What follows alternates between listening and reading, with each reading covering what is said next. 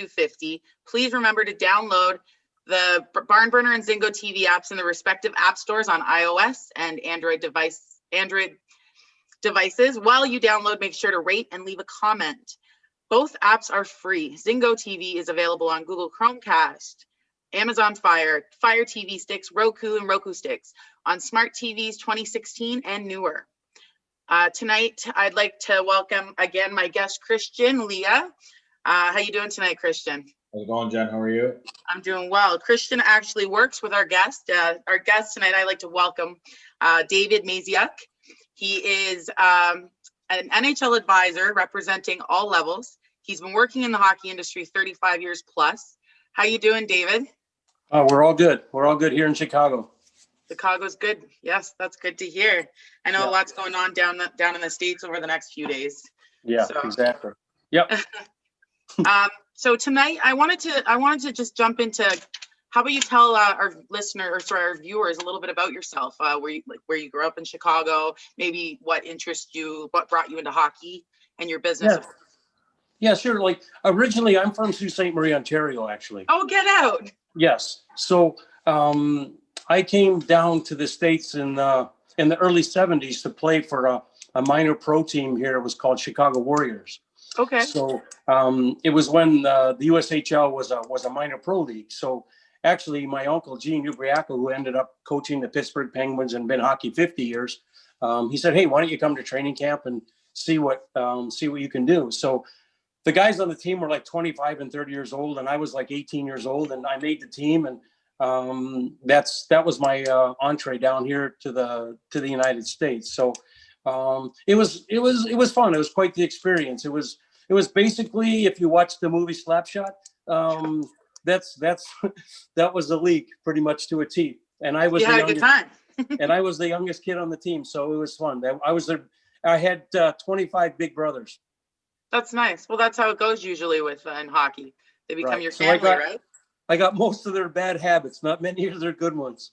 That happens too. Tell us a little bit about JDM Sports. Okay, after coming down, I'll just go back a little bit and kind of how it evolved. Okay. In the early 70s, then after we got done playing hockey, I was coaching minor hockey in the area, and there was a fellow that wanted me to coach his son's team, and they were like 10-year-olds. And when we played against his team, we always would beat them. So he said, "Hey, I want you to coach my team." So we started with this team in Glenview, and then we kind of would go to Detroit and get our ass handed to us. So he said, "Hey, what do we got to do to beat the Detroit kids and the Toronto kids?" And I said, we have to get players from all over Chicago, not just one suburb, because we were up north, and the north suburbs are, they're a little bit soft. So a lot of snowflakes up north. So I said we needed some of the Southsiders. And so what happened is we ended up starting the Chicago Young American program in 1982. And from that program, from our original team, we were 71 birthdays. So my first Squirt Major team were 71. That's probably before both of you guys were born. Obviously, I know Kristen's in 96. So what happened is from that team, we had 4 players go to the National Hockey League.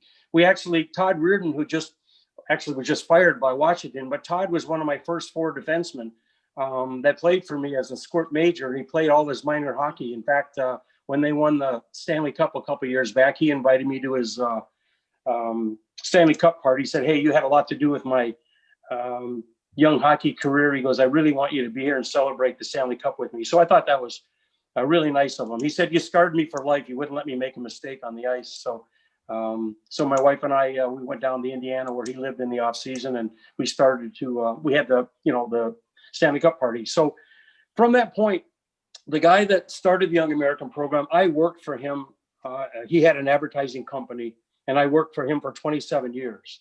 Wow. So actually, when his son got to be a midget age, we transferred, we moved buildings, we moved up to Racine, Wisconsin. And, he called me, and I said, well, since you're, he said, we're going to be moving here. And I said, well, since your son's not playing, you don't have a job for me anymore. He says, no, he goes, smart ass. He goes, I want you to be vice president of sales. So we took that company from 9 million to just around $200 million. And it was a sales and marketing company for independent pharmacies. So in '06, he wanted me to take a pay cut. And, I said, well, why don't you take it from someone else? So, so, so he fired me. So I come home that day and, I go to my wife, I go like, what do you think I should do? She goes, well, you have everybody in the country calling you about what to do with their kids. Where should they play? How should they play? What team should they play for? She goes, welcome to your new job. You're an advisor, so, attorneys got paid for what they did and so on and so forth. So it kind of evolved in 2006, just as I did it all the time. When I coached, my job was to move players on, right? Like you always want to move guys to the next level. That's the whole reason you coach, right? Exactly. You get bigger, better, and you move on to the next level, and you let it run. So with that being said, we put together the program, and we started with I want to say my first year birthdays that I started with were 91 birthdays. So then now we're the other day we just got a profile from a 2009. So we kind of span the network. So with coaching and running in with the young Americans, you make a lot of relationships around the country. So when it come time to help our players, the guys trusted my opinion on what I thought players can do. So what we do now is we take the guys on, depending on what age they start with us, like with us, it's just a one-time fee. So the sooner they start, the more guidance and direction that we can give them. And I like to consider ourselves as a mentor. I don't like to use the word, advising, because it's kind of a creepy word and there's a lot of goofballs that do it. So we start at a young age and we make sure the guys play the right level, make sure they're playing the right way, and then pump their tires to the next level. So in the last 5 years, we've had 85 Division I commitments. Wow. And I want to see the next group that's close to that. But within kind of what we're doing, like I work with a guy at the NHL level, RSG Sports, a guy by the name Elaine Waugh. He's a Harvard grad, and they have 70 guys that play in the National Hockey League. So I work with Al. So when our guys get to a point, they go through college or go through major, junior, and they get to the level where, we're going to need someone at that level, because I don't want to do something I don't do every day for our guys. And Al's an expert. And so we take our guys, we move them on through school, and then we pass them on. We pass them on to Al. So I have a guy that works for me in Boston that was played at Ohio State for 4 years. I was his advisor. Then we have a guy in Detroit. We have a guy in Minnesota. Christian gives us a hand up north. We have a guy that signed with the New York Rangers. Michael Cantor played in the OHL. Tough kid. He actually had some concussion issues, and now he's coaching out in Connecticut, and he works with us. And then Tom Cowell, who was a North American League coach out in Pennsylvania, he works with us. So our guys are really experienced, and it helps with our relationships around the country, right? So the more relationships you have, the more places you have to place players, and the players get better, and then we move them on to school. So like last year, we had 4 Hobie Baker nominees. And the 4 players, like Kapchuk at AIC, Jarusic was Michigan Tech, Capel Master was Robert Morris, Matt Steve was at Canisius, and none of those guys were a household name. So we're starting, like I'm working with the 99%.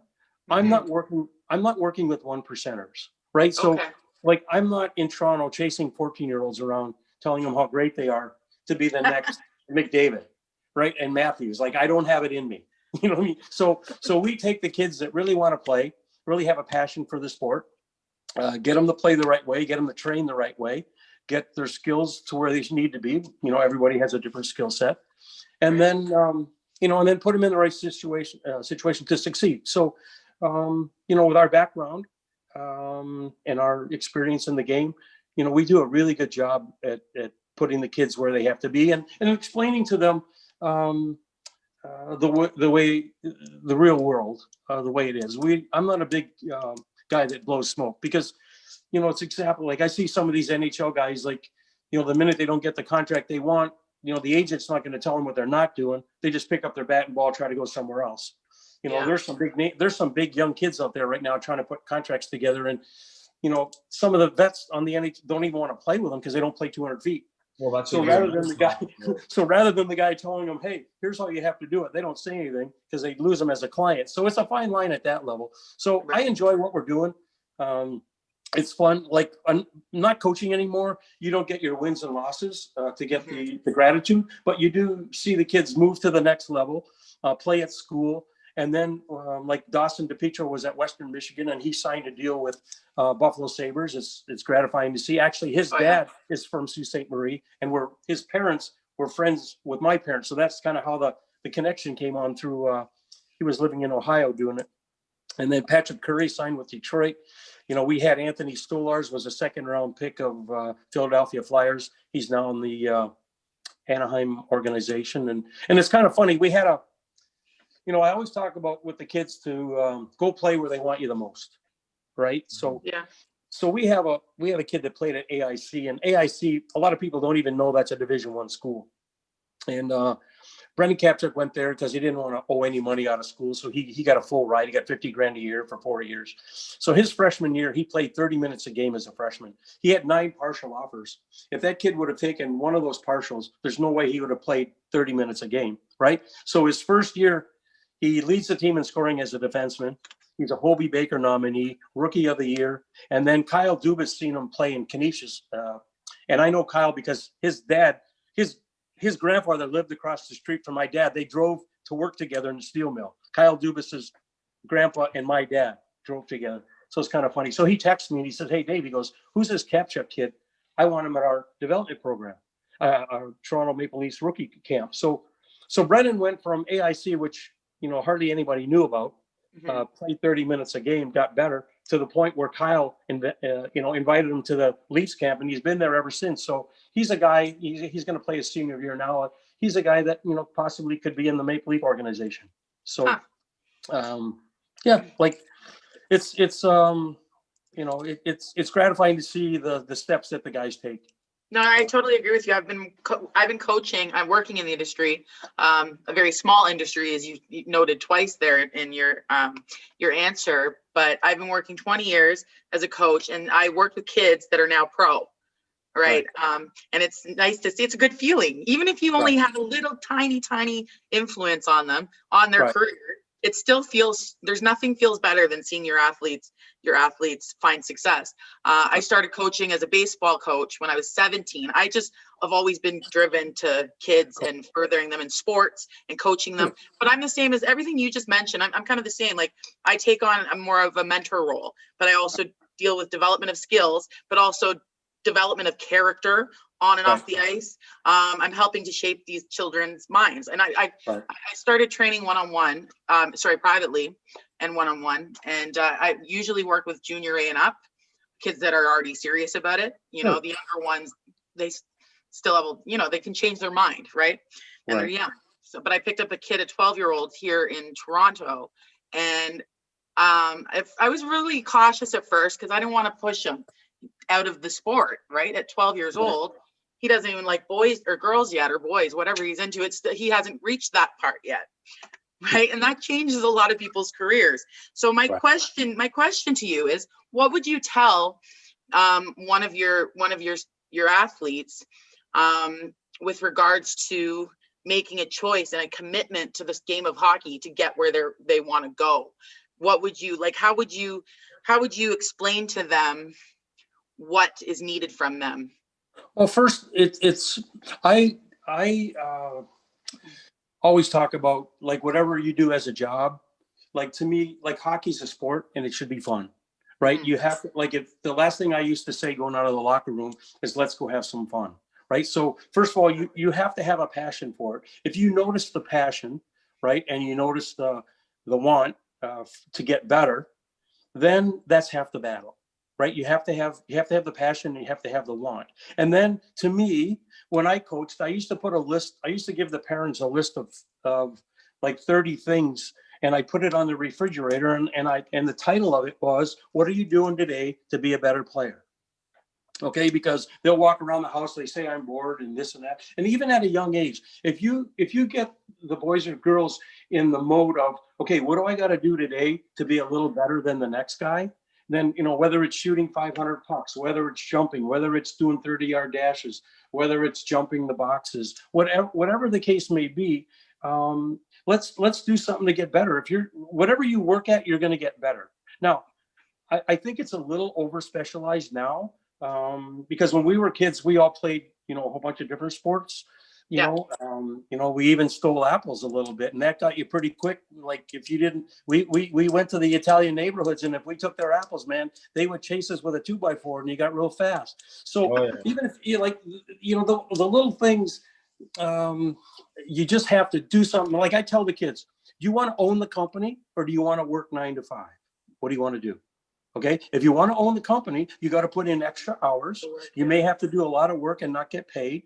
So if they get in that mode at a young age, but feed it to them in a way that it's not a drudgery, then I think they have an opportunity. But the only thing that I see right now that's a little bit concerning is once the kids get to a little bit of an older age, I'm concerned that you can't push them hard enough now to be players, because all the kids have more to give.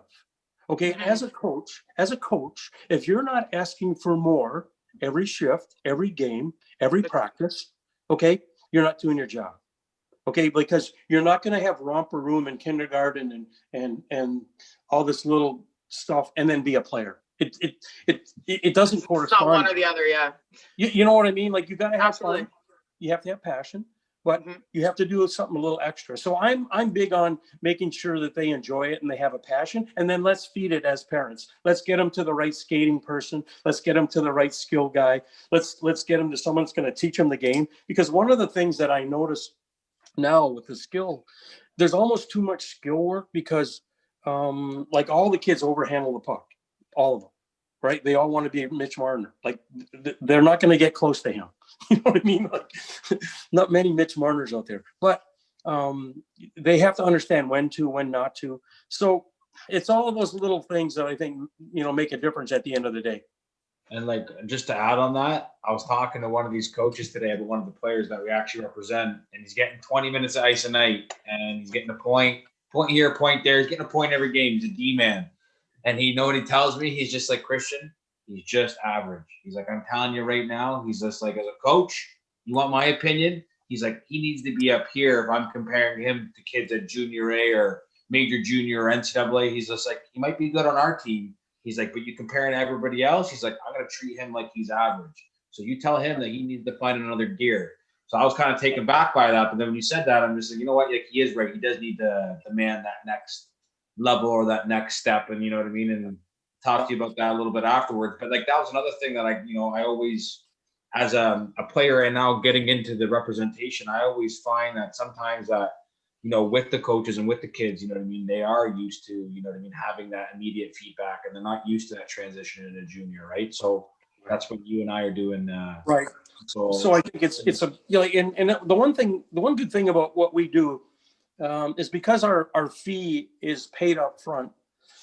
We can be honest with the players. We can be honest with them on the things that they do well, on the things that they need improvement on the things that maybe, are lacking. Because like I tell the guys, like, you're going to get a commitment and you're going to make a junior team and you're going to earn the trust of a coach on your compete level, not your skill. Your skill will get you the results you have coming, but your compete is what's going to earn the trust and keep you on a team and get you a commitment to college or major junior or eventually down the road to a pro.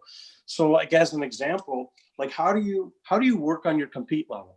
Well, to me, it's something that I talk to the guys about 5 little things that they could work on. So you get something small done every shift, because you're not going to score a goal or get an assist every shift. So the 5 things that I like to talk to the guys about and girls is, like, if there's a 10-foot race, you have to win the race. You have to win the battle. If there's a 50-50 puck, you got to get back hard with your stick out and your legs burn every shift. There's no better way to get noticed from a scout other than scoring 3 goals is working to get your ass back as hard as you can every shift. You'll be the best cardio shaped guy by the end of the season if you do that.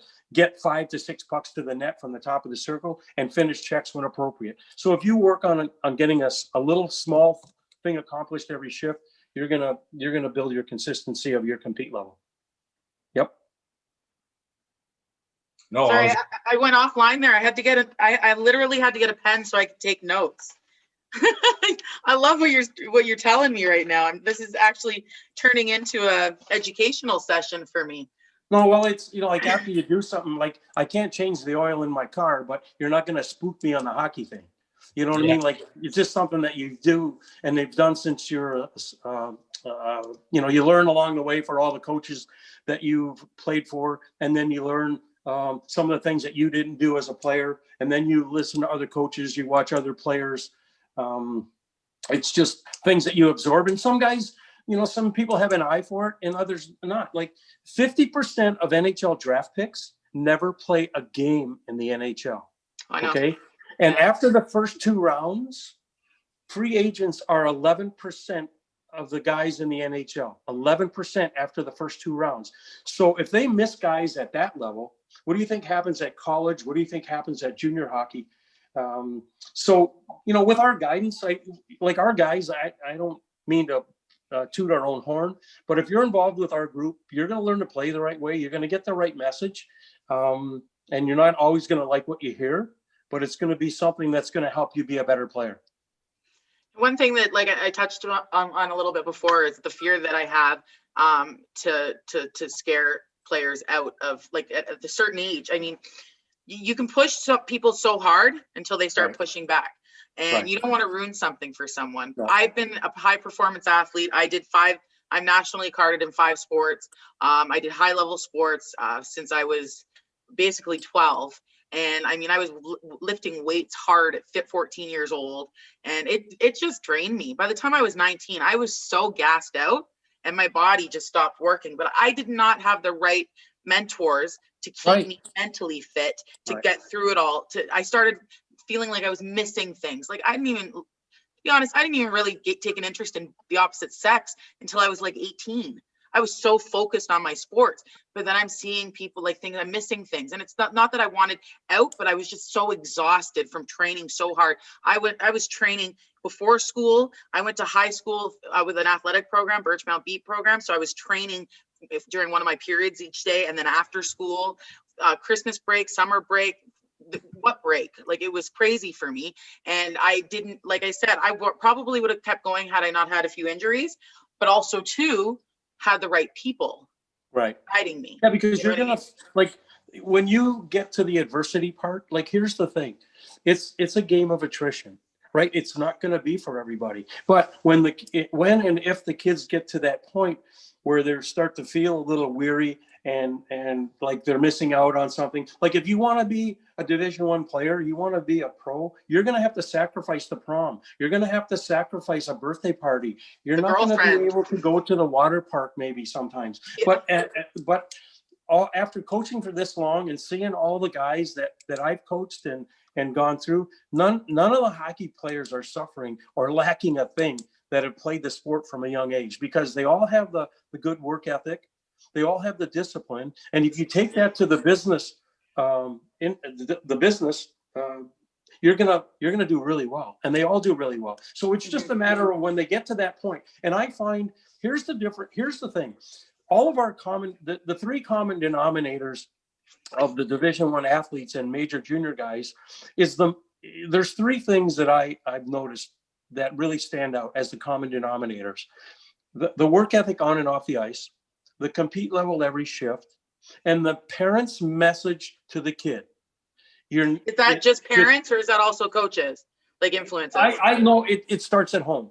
Okay. The message from the parents, just be quiet and work hard. Just shut up and work. Okay. If this is what you want to do, you have to put the time in. You gotta, when you first play junior hockey, you're not always going to get the ice time you want. You're going to be on the 4th line. You're going to get sat. You're going to get scratched. So they have to be, hey, let's not make an excuse that you're on the 4th line. Let's figure out how to get to the 3rd line.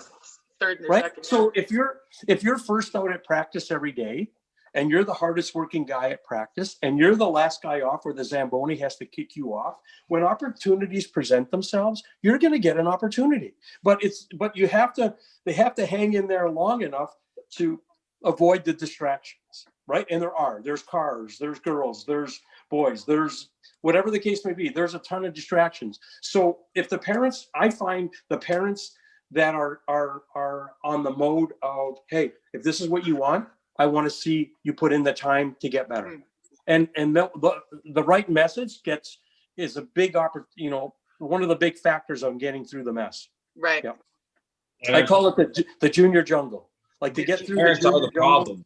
jungle. You know what I mean? They are the problem, though, eh, Dave? Like 90% of what we do is we talk to parents, and we are bringing people from here to here all day. The parents I have, just to cut you off before, I mean, like if every hockey kid's parents were like the parents of this 12-year-old I told you about, it would, like, our jobs would be so much easier. Here's one little thing I'll give you if you can start with your coaching when you start with your young team. When I started coaching, I made a list. I used to have the list. It was 100 excuses. Okay. And I numbered them 1 through 100. Okay. So I would hand them out at the parent meeting at the first of the year. And I'd say, listen, when you feel compelled to tell me the painful story after the game, all right, just give me the number so I don't have to listen to the story. So I'll clearly know what your excuse is. So by November, I love that. We're embarrassed to give an excuse, right? So, like, oh, his skates weren't sharp. He can't play on his off wing. He had a sleepover. He's coming down with something, he's coming down with something. There wasn't any COVID then, but it was the flu or it was a cold or, so if you eliminate excuses, your team's going to get better. And you're be successful. What were you saying before I rudely cut you off there, Christian? No, I was just saying that the parents are a lot of the problems. Like Dave was saying about like the helicopter parents where they got to protect these kids. But, now these kids go away, 16, 17, 18, and they're used to that sheltered lifestyle. And they crumble. I'm getting 2 or 3 phone calls a night, and I can't even enjoy dinner, you know what I mean, or go for a walk because these kids haven't had reality because mom and dad, call coaches or mom and dad foot the bill. Now these kids got to pay for billeting, or, you know what I mean, they got to go to the rink every day, or they got to learn what it's like to work and not have a result playing games. So now. And here's the problem. Here's one of the other issues that are involved. It's very expensive to play hockey, right? Oh, yeah. So when they're writing checks for the training, for the travel, for the ice time, for the coaches, they feel that they're entitled to something for that check. When I used to tell my parents, when you write a check to my team, that gets you on my team, okay, and then you're going to get what you earn. But what happens is somebody that buys the coach a lease for his car, or they get him an apartment, or whatever the case may be. So then the honesty is taken out of it. And then you can't say I give you what you earn, because some coaches don't give what they earn. So that throws everything out of whack. So now it's up for grabs sometimes. But like I said, we like to give the right message, and constantly the same message. Try to understand the non-negotiables in all 3 zones. If you're a player and you understand the non-negotiables in all 3 zones, and you have good habits, you'll play a lot longer. I remember one time I was speaking with Lyle Oldline. I was standing beside him in a Minnesota rink watching a game. I didn't know him from Adam, and we just started talking. And he said, "Hey, I need some mic drills. I don't know what to do with my mics." Here's a guy that played in the NHL for 12 years. He didn't know what to do with his little son's team. So I was getting him, and then we were talking. And he said, "Dave," he said, "You know why I collected a check for 12 years? He said, "Because I had good habits." He said, "I didn't always have my A game, but I had good habits. So when I was sick, tired, and sore, I would still be able to produce what I had to do on the ice." And that's how I got a check for 12 years. So a lot of coaches don't even know what the habits are. A lot of parents don't know what the habits are for each position. So I think now, before you didn't have to explain it. I think now you might have to kind of explain, like, hey, if you're a winger and you touch the puck on the wall and you don't get it out, that's not good. You're not going to be on in the last minute of the game if you can't get the puck up the wall, or whatever position you might be. So it's all about the habits, and getting good habits. Yep. So how did you two get into contact? Well, Christian's dad contacted me just out of the blue. I don't know where he got my name or how he got my name. Huh? 2011, right after OHL Cup. Oh, is that what it was? Oh, yeah, after the Cup. Because I don't know, like, because he called me in out of the blue and said, "Hey, you know, we heard some good things and we want you to jump on board." And that's what, you know, and that's what we did. So it's nice to see now his passion to help get the guys better and work with the guys on the ice. And like I said, to me, if you do what you like, it's really not a job. Yeah, definitely. I've actually met Christian through the 3HL tour. I'm sure he's told you about, or maybe, yeah. Go ahead. One thing about Christian that I noticed that he was always so optimistic. Like, I mean, if he lost a game, he was a little bothered, but he was always, his energy, regardless win or loss, was always like so high around the rink. And that's Right. one thing that like, you know, caught my eye about him. Besides from him being a little goofy, his passion was like, it was you know, undescribable. And so it's nice to see that Christian's now working in a position where he's helping kids and like, to me, players, like, and whatever it is, if you don't have enthusiasm, then don't do it. You know what I mean? Because I see coaches stand there with their arms folded. The game is live. There's so much to teach the kids during the game. It's unbelievable because it's live, you know, and you can give them instant feedback on, say, hey, let's try this time. Don't do it that way. Here's what you, or that's great. Hey, great pass. You know, like to me, if the kids learn how to be proficient passers and receivers of the puck, you're going to play a lot longer than the danglers.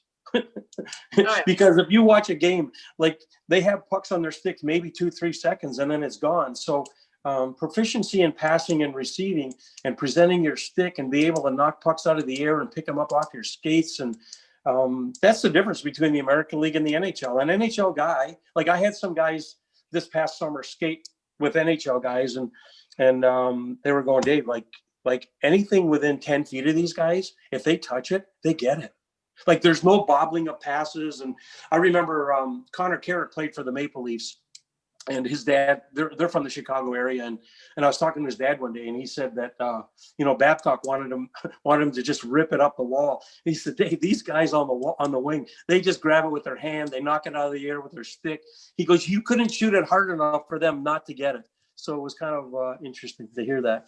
It's really one of the reasons why I love Joe Thornton so much, is his ability, his passing skills. And I think what you said about, you know, I think if you encourage the kids to move the puck, like, they're going to have, like, at 12 years old, you have your hockey IQ and you have your skill set that you're going to have. Okay, you're not going to take Daniel Carcillo and give him private lessons and be a Patrick Kane. Okay, it won't happen, right? So at that age, you're going to be what you're going to be. But if you move the puck, the more you move the puck, to me, the smarter you get as a player. Mm-hmm. All right. If you hang on to the puck too long, like I tell the kids, there's only 3 things you do with the puck: skate, pass, or shoot. Okay, hanging on to the puck till you lose it is not a choice. There's no number 4. No. It's skate, pass, shoot. No number 4. Mm-hmm. Okay, move it before you have to, and you're gonna play a long time. Yes. Christian. Well, look in theory though, like all the skating danglers, they all get hit and they all get injured. You know what I mean? Yep. Like Joe Thornton lasted so long. You know what I mean? Like a couple of games here and there, but you look at a guy like. Well, look at the average. Did you notice there was a stat that I put on Twitter during the playoffs? The top 4 teams that were in the finals of the Stanley Cup this year, their average number of hits were over 30.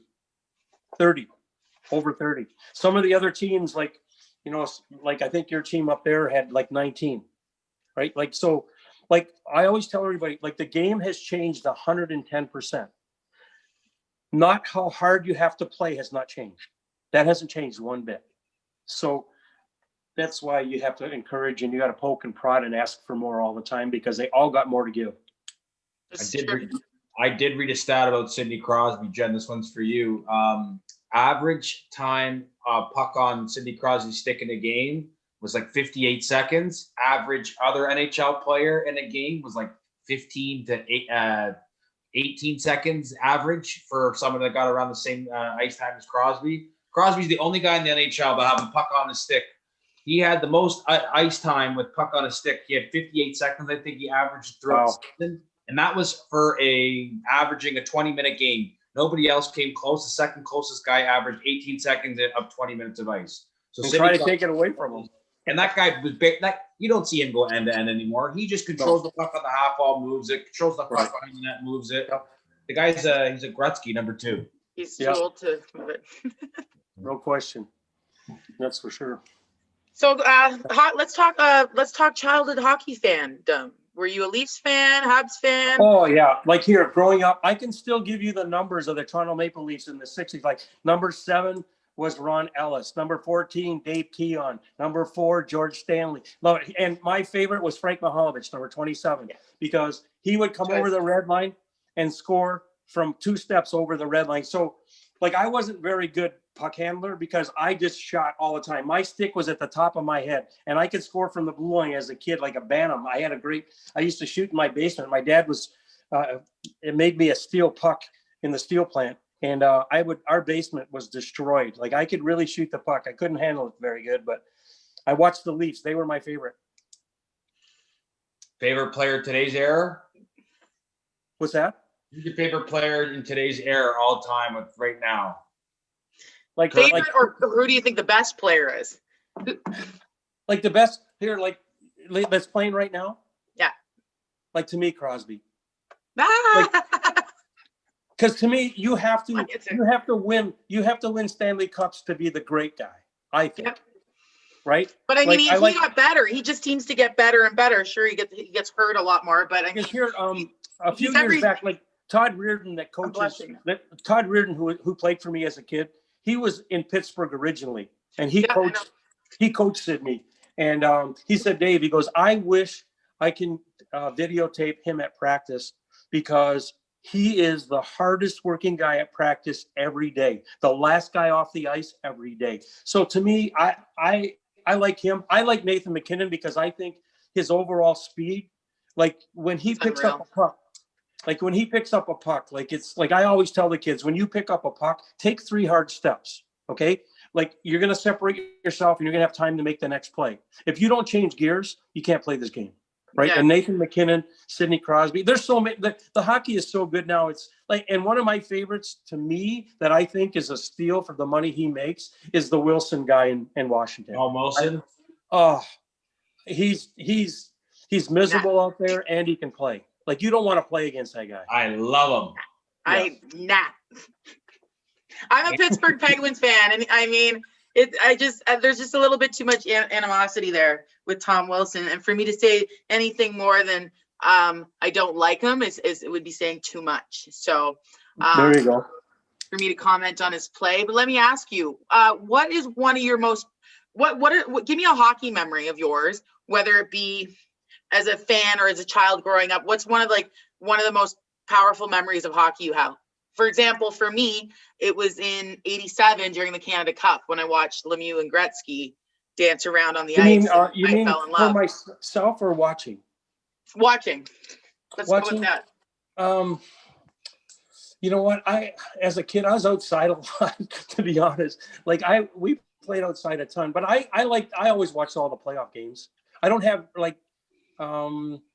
I remember Bobby Bond playing with a broken leg in the Toronto when he won the Stanley Cup. That sticks in my mind because for someone to play with a broken leg, yeah, that kind of, in my era, because I'm old. Rub some dirt in it. He lived down the road with us for 10 years, and before we moved up to Port Perry on the Water, his daughter, he had a house in Whitby, and he let his daughter stay there. Signed a book for my dad one year, a couple times. His son is the same age as me. So okay.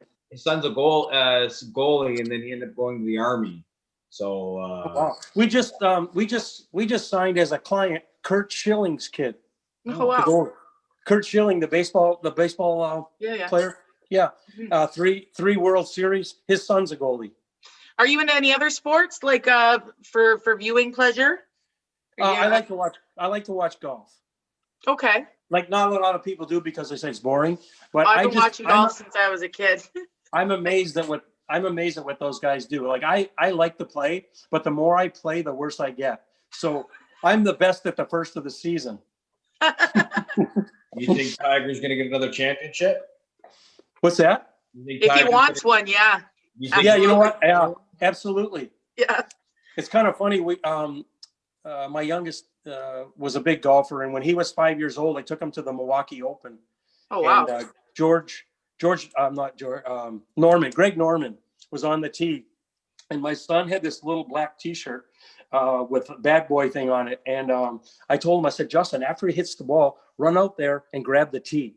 So we're on the rope, and Greg Norman hits the ball, and Justin runs out, grabs the tee, and he just stared him down like he was really mad. And then he starts laughing and give him the thumbs up. So we followed him the whole day. But we were at Tiger Woods'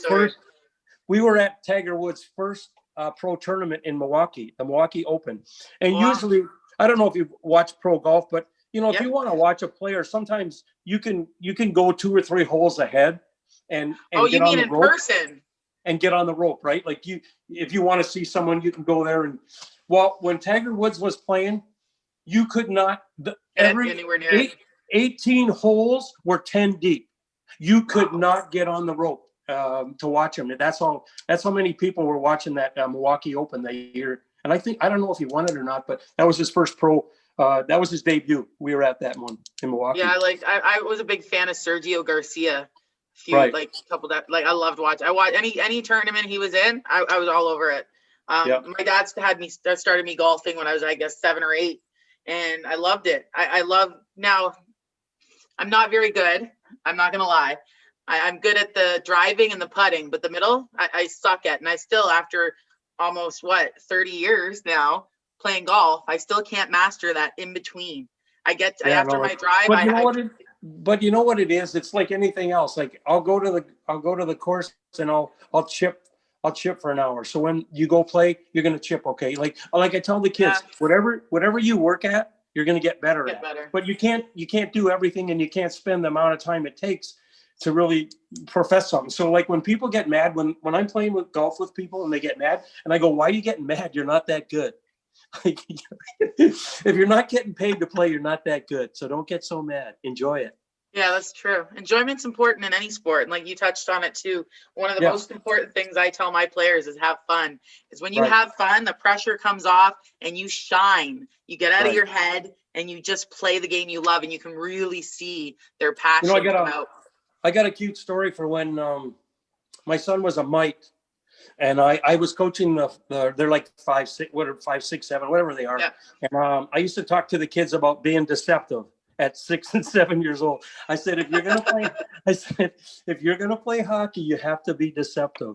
So I would pick one player at the game, one player at the beginning of the game, and I say, okay, you're gonna be our deceptor. So what I would do, I'll say in the last minute, I'm going to send you out as the extra forward, but you can't get caught. You have to go behind the referee. Don't go in front of him, right? So I would especially at the mite level, the referees really don't pay attention and they don't care. So I used to do it to kind of anger the referees and get my point across about paying attention. So the kids would, so this one game, I put one kid out. So then this referee was a real stinker. So then I shoved another one out there. So there were 8 kids on the ice, and the parents from the other team were going out of their mind. They're going wild. So the referee blows the whistle, and he comes over to me and he goes, "Hey coach," he goes, you had 8 players out on the ice? I go, "Yeah." I said, I opened the door and they just ran out there. I couldn't stop them. They were just, they just ran out there. I had no control of them. So the kids would kill to be the deceptor. Oh, I bet. I mean, yeah, I would too myself. I wanted to ask, it just popped in my head. Would you ever consider writing a book on the development of player, like more of like a teaching aid for coaches? And yeah, you know what? I mean, if I was Daryl Belfry, I'd be able to write a book, because every 2 phrases he takes 4 paragraphs to explain. But I mean, you have so much good advice and valuable. And yeah, I would you just have to sit down and be patient. Like I have no patience. I can't sit still. Like to do this is pretty special. I'm the same. I'm always moving around. I can't sit still. So but I just try to offer the guys that we have all the insight and what we, and what we do. But yeah, it would be kind of fun to do that. I have, my uncle that it was my mentor, coached, like I said, he coached the Penguins in '89, and actually he still has some power play records with the Penguins that I don't think they'll ever match. I mean, he took Mario out of the middle and put him on the half wall so they would never get tied up. One of the things, but he has a book. He has a book that's like 6 inches, and he said, Dave, he goes, this is going to be yours. So maybe I'll take his and join mine, and then put it together when time's right. It's important. I think like for anybody like learning, like I know for me, I've been in it 20 years, but I'm still learning every day, right? No, I mean, you the have game to does evolve. like even myself, like if you think you know everything, then you know what, that's not right. Like nobody You're lying knows to everything. yourself. And but the biggest thing, one of the biggest things that I notice watching, like I watch a lot of hockey. It really frustrates me the how little the kids look to make the next play, right? Like I tell kids, okay, here, if you want to describe it in one way, when you have the puck on your stick, the next person that gets it should be in a better place than you. Mm-hmm. So if the other team gets it, you didn't put it in such a good place. Right. So we used to do this thing. We used to have, and one of the things that'd be good if you have for practice, we used to have what we call a 3-step scrimmage. And we had a 3-step scrimmage, and you had to move the puck. You only got 3 steps with the puck, and you have to move it north, south, east. I didn't care where you passed it. You had to move it. And if you get them in the mode of looking, you'll be surprised how quickly you can get the kids to move the puck and start to look for each other and make that be their first thought versus try to beat somebody one-on-one, right? Like to me, like I call the neutral zone the go zone. Okay, you don't handle the puck in the neutral zone, you go. And to me, blue line should be painted green for kids hockey. That's the go zone. That's go. It should be green, the green line. It means go, not slow. Go, not slow. Right. So there's just a few little things that you can get them to do. Like, what I find with kids, if you describe the action, they will do it. It's very important to describe the action. Yes. Not philosophy doesn't get the kids' message across. Sitting there and giving them an hour dissertation, listen to yourself talk. No, describe the short, simple action you want, and they will do it. Christian. No, that's interesting that you say that. I'm finding, you know what I mean? Like as the kids get older, you know what I mean? You can just go up to the whiteboard and go, boop, boop, boop, boop, boop, boop, boop, boop, boop, boop, boop. Okay, go.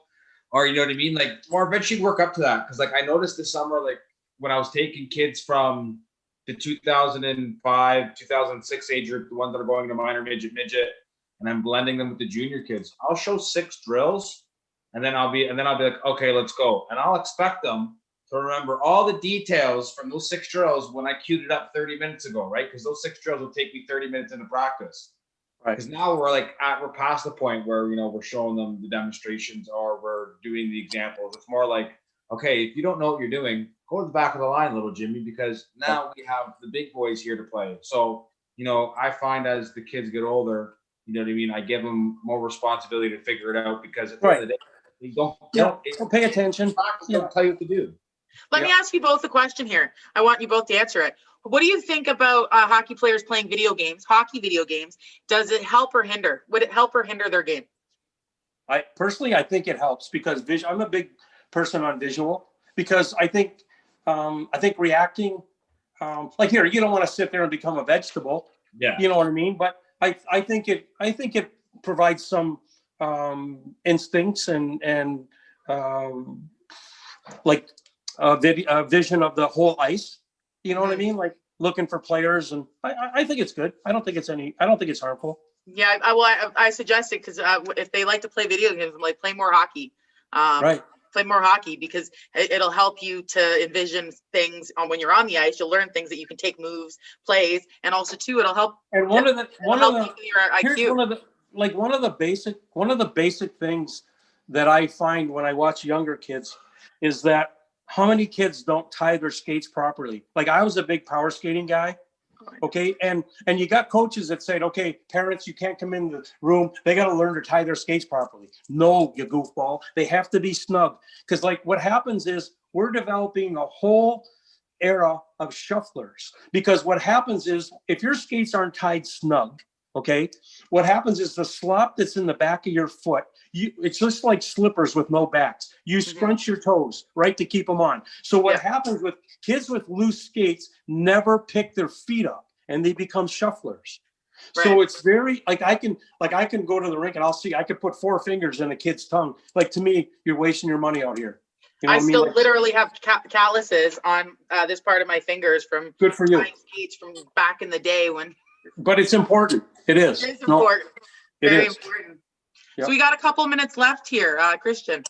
No, I was just gonna say, like, the thing with the kids and the parents, you know, are not coming in, and you know what I mean. It comes down to the coaches. Like, I feel like there's just so many more goofballs coaching these days, and getting the wrong direction. You know what I mean? They hear one day from one person, you know what I mean? Oh, we've got to do this, and the next day, you know what I mean? We have to do that, and like every single day, it's changing. Listen, I don't think you need to reinvent the wheel. No. I think you need to be Mr. Fundamentals. I literally think if you make everything fundamentals and you don't say, hey, we're going to technical skate today when it's a bag skate, stop. Don't do that stuff. You know what I mean? Well, I think the verbiage is, I think you're right, Christian. Like the right verbiage gets the message across. Yeah. We don't need to listen to a paragraph. A couple of short words will serve the purpose. Right. So I don't know, just culture, you know what I mean? 2020, the way things are, the way people are, you know what I mean? They're trying to monetize things that have already been. And you know what? Like I said, I think if you play with a little bit of sandpaper and you're compete level, like there's an 04 that plays in Janesville in the North American League. Christian, he's an 04. He has a commitment to St. Cloud. He will be an NHL first round pick. He's off the charts. How old is he now? He's an 04. Is this your guy? He's playing in the North American League. His name is Adinger. You got him or no? No. He goes to. He's going to play at St. Cloud. RSG has him. Elaine, they've got him, and he's going to be an NHL draft pick, first round. Like he was the best guy on the ice with 20-year-olds as an 04. It was insane to watch. And I love his tenacity, and his skill set was off the chart and tenacity. He was a little son of a gun out there. Yeah. So we got about 2 minutes left here, and I assume I'm with 2 Leaf fans. So let's talk for a minute about the Leafs how they're looking for next season. I give credit to Kyle for understanding that he needs to add some sandpaper if they want to win some playoff games. I think it's important. Like I've seen Nylander since he's a little guy. I coached against him all the way up. He's my favorite. And, he is a heck of a hockey player. But if you have too many like that, you're going to be like Edmonton. And you're just going to be always knocking on the door and never knocking it down. So you see them making a deeper push this year? I think so. They added a little bit there. I like I'm still kind of like if there's 7 games on in a night, I kind of watch Toronto. Better or worse? Better or worse? Last year, this year? Better or worse going forward? I think Way better. They got Joe Thornton. Come on. I think better. Want to make sure it's clear for the followers so they know. Better or worse? Absolutely. My loyalties are all over the place. I'm from Toronto. I grew up on Bruins, Wings, Detroit, Bruins, Wings, and Toronto hockey, and then I kind of followed Joe Thornton to San Jose, and now he's come back to Toronto. I got some love for Pittsburgh. It's funny when you become a coach, like it just so much changes when you have ties to different people and teams and athletes, and your loyalties get strained. Yeah. But anyways, that's a wrap for tonight. David, thank you so much for coming on. You were so valuable to me. I learned so much. I took some notes. I'm so pleased to meet you. Thank you so much for coming on. Yeah. Chris? Yeah. Any questions? You got any coaching questions? Just give a call. I definitely will. Thanks again, Christian. This show can be heard on Barn Burner Radio on its 122 platforms. Check out Barn Burner CA for all your news. Barn Burner, watch it, hear it, read it, download it, live it. And also the H.E.R Network, the first ever all-female run network, sports, entertainment, everything on ZINGOTV channel 250. Have a good night, folks. Thank you so much again. Thanks, Ben. Thanks, Dave. Thank you.